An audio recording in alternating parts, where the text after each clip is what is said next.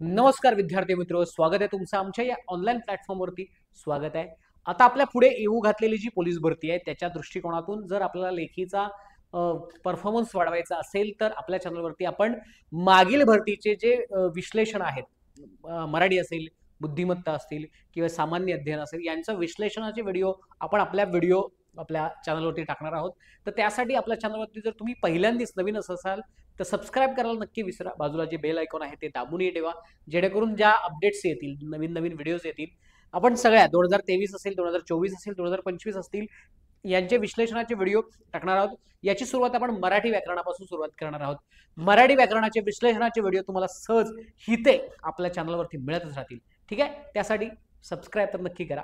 तर चला तर सुरुवात करूया. आजचा आपला पहिला जो पेपर आहे, मीरा भाईंदर पोलीस चालक 2023 चा हा पेपर आहे. याचा आपण मराठी विश्लेषण आपण जाणून घेणार आहोत. ठीक आहे, सुरुवात करूया आपण पहिल्या प्रश्नापासून, जास्त वेळ न दवडता. आणि जर तुम्ही चॅनलवरती नवीन असालच किंवा तुमच्या मित्रमैत्रिणींना जर हा सुद्धा पाहायचा असेल व्हिडिओ तर त्यांना तुम्ही फॉरवर्ड करू शकता.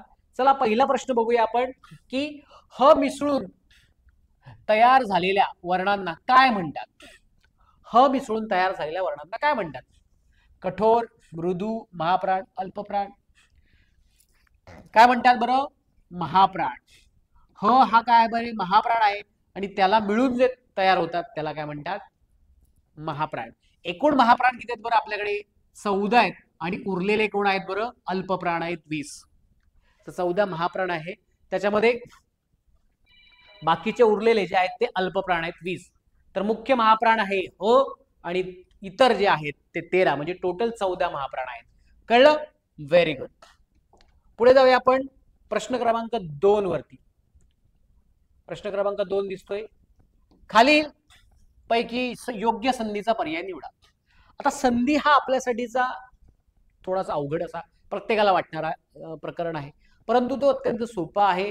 तुम्ही जर आपल्या चॅनल, आपलं जे ऍप्लिकेशन आहे मिशन खाकी नावाचं ऍप्लिकेशन आहे, ते तुम्ही डाउनलोड करून घ्या. त्याच्यावरती तुम्हाला सविस्तर पूर्ण डिटेल्स माहिती असणारच आहेत. डिस्क्रिप्शन लिंक मध्ये आहे बघा. निस्तेज, त्याचं योग्य उत्तर काय? निस्तेज. काय बरं? निस्तेज ही विसर्ग संधी आहे. कुठली बरं? विसर्ग संधी. जर विसर्गाच्या पुढे त आला तर विसर्गाचा काय होतो? स होतो. विसर्गाचा काय होतो? स होतो. हा इथे नियम लागतो, त्याच्यामुळे पहिला क्रमांक परफेक्ट आहे. ठीक आहे, व्हेरी गुड. जाऊया आपण पुढे प्रश्न क्रमांक 3 वरती. खालीलपैकी कोणता शब्द पुल्लिंगी, स्त्रीलिंगी आणि नपुसकलिंगी या तिन्हीच्या मध्ये आढळतो? तर तिन्ही मध्ये आढळणारा कोणता शब्द आहे? तर पोर हे तिघांमध्येही आढळतं. ते पोर, तो पोर आणि ती पोर, तिघांमध्येही आढळणारा आहे पोर. हरिण दोघांमध्ये आढळतं. वेळ पण ती आणि तो मध्ये आढळतो. ढेकर पण दोन मध्ये आढळतात, नपुसकलिंगी आणि तो. तर फक्त पोर हे तिघांमध्ये आढळणार आहेत, बाकीचे दोघांमध्ये आढळतात. ठीक आहे, व्हेरी गुड. पुढे जाऊया आपण. विभक्तीचे एकूण प्रकार किती मानले जातात? विभक्तीचे प्रकार एकूण किती? 8 प्रकार मानले जातात. किती?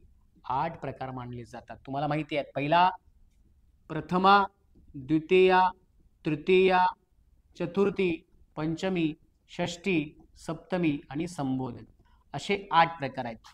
ओके, त्याच्यातले 6 हे कारकार्थवाले आहेत.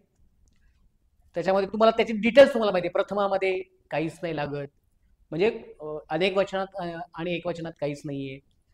ठीक आहे, पुढे प्रकरण प्रश्न क्रमांक जाऊया आपण 5व्या वरती. दिसतोय का? तुम्हाला डायरेक्ट उत्तर येत असेल तर डायरेक्ट उत्तर देऊ शकता. पटापट जाऊया आपण. कोणत्या विभक्तीचे दोन्ही वचनातील प्रत्यय सारखेच असतात? कोणत्या विभक्तीमध्ये दोन्ही? बघा, परत विभक्तीवरती तोच प्रश्न आला. प्रथमा, द्वितीया, तृतीया, सप्तमी कोणामध्ये सारखेच असतात? प्रथमेमध्येच काही नसतात, दोन्ही वचनामध्ये काहीच नसतं, त्याच्यामुळे त्याच्यामध्ये दोन दागांमध्ये पण सारखे येईल. द्वितीयमध्ये एक वचनामध्ये सलाते, अनेक वचनामध्ये सलाते, सलानाते. तृतीयमध्ये निशी, निशी. सप्तमीमध्ये तैया, तैया, आईत. आता याच्यामध्ये नसतात, दोन्ही वचनामध्ये सारखीच असणारी जी पॉइंट आहेत. काय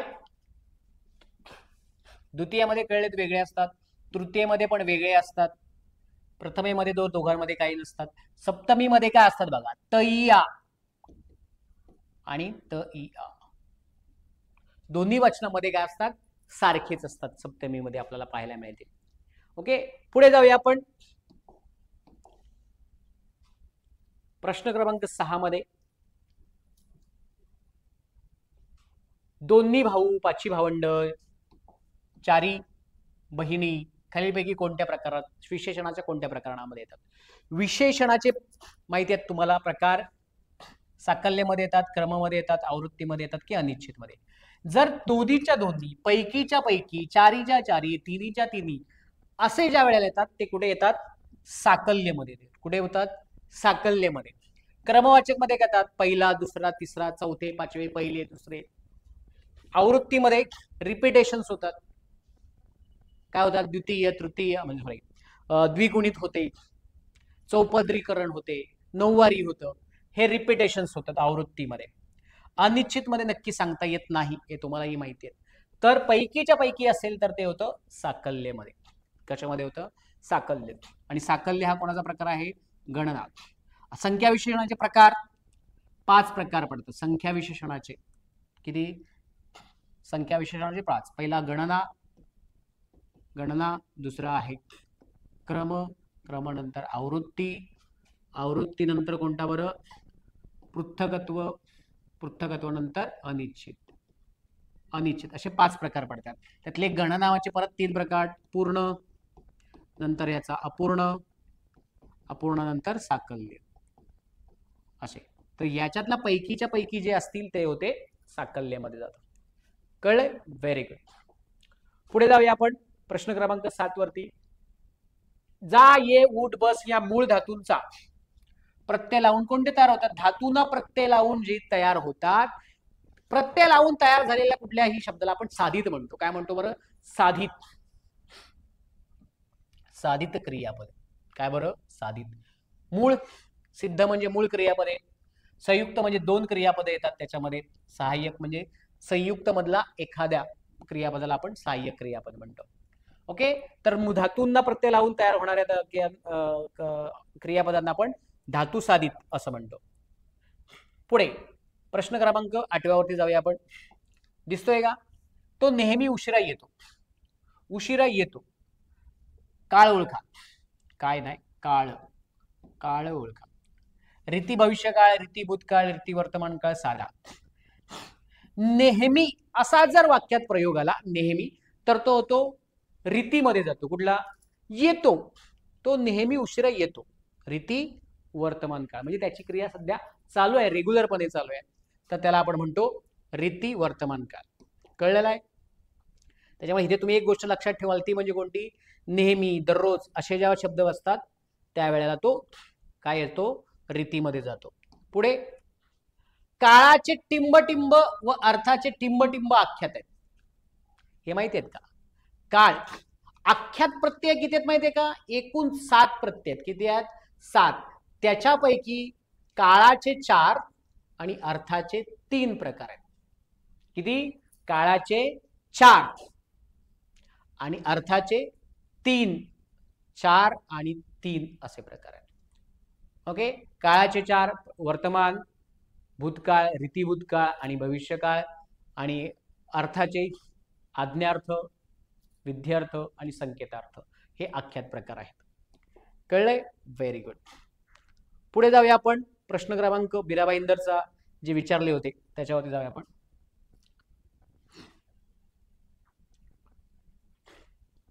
जात आहेत की नाही? व्यवस्थित टच होत नाही. हा बघा, हा एक महत्वाचा प्रश्न आहे. काय? चतुर्थी विभक्ती प्रत्ययाची कार्य करणाऱ्या अव्ययांचा गट खालीलपैकी कोणत्या गटात दिलाय? विभक्ती प्रत्ययांचा कोणता गट आहे तो तुम्हाला शोधायचा आहे. जे आपण जसं विभक्ती प्रत्यय ओळखतो, प्रथमेला, द्वितीयेला, तृतीयेला, चतुर्थीला, तसा शब्दयोगी अव्ययाचा कोणता गट आहे? आत, मध्ये, ठाई, खाली जिथे जागा दाखवते म्हणजे सप्तमी. काय बरं होतं? सप्तमी. पासून, पेक्षा, शिवाय हे झालं करण म्हणजे तृतीया. काय बरं? तृतीया. संबंधी विषयी षष्टी ज्याच्यामध्ये संबंध दाखवतो.